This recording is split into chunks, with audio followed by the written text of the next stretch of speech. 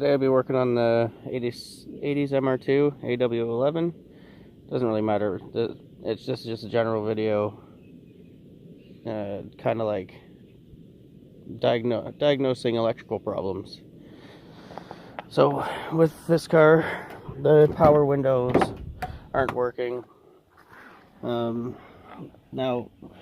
when we bought the car, I had to make my own wiring for power windows.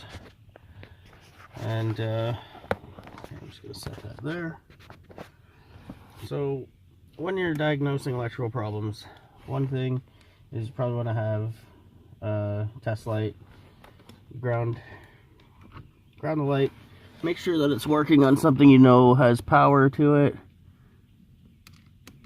or switched on power, or whatever. It's going to be annoying for a second. So, like I said, make sure you have...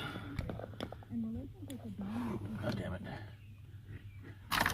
Make sure you have your light up when you touch a circuit that is powered up. Where are we here? So technically this should have power when I touch it. That means I don't have my test lead grounded out good enough.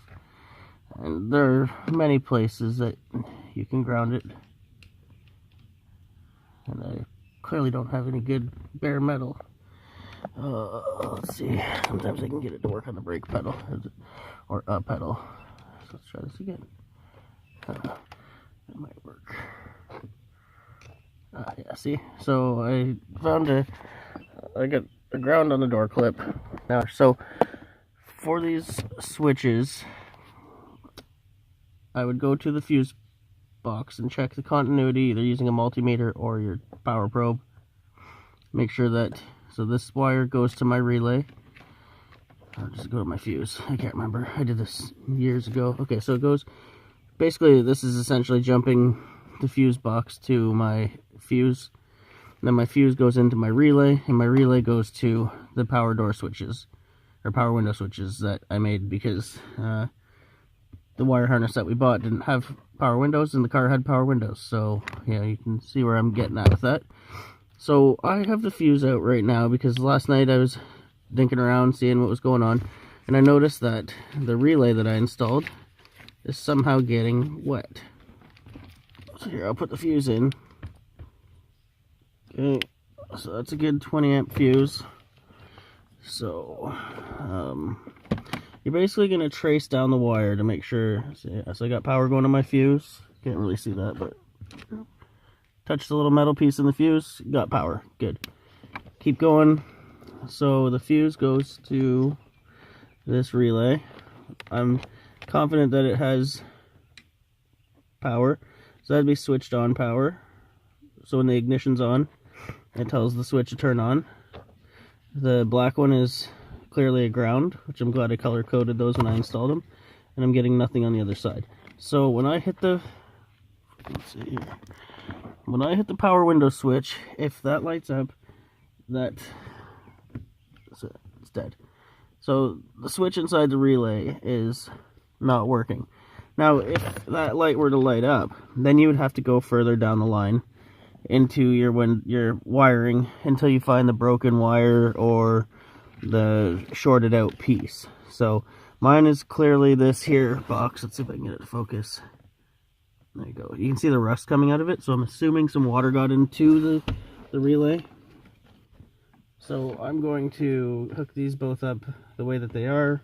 I'll remove the power source, turn the key off. You probably disconnect the battery if you feel like it's necessary. My key is off, out of the ignition. So I can't remember how I did this. I had to kind of research it first, so I'm just gonna put them side by side, make sure that the numbers inside the relay match the plugs.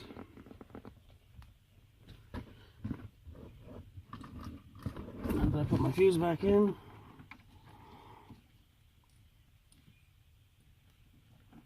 This should reactivate the power windows.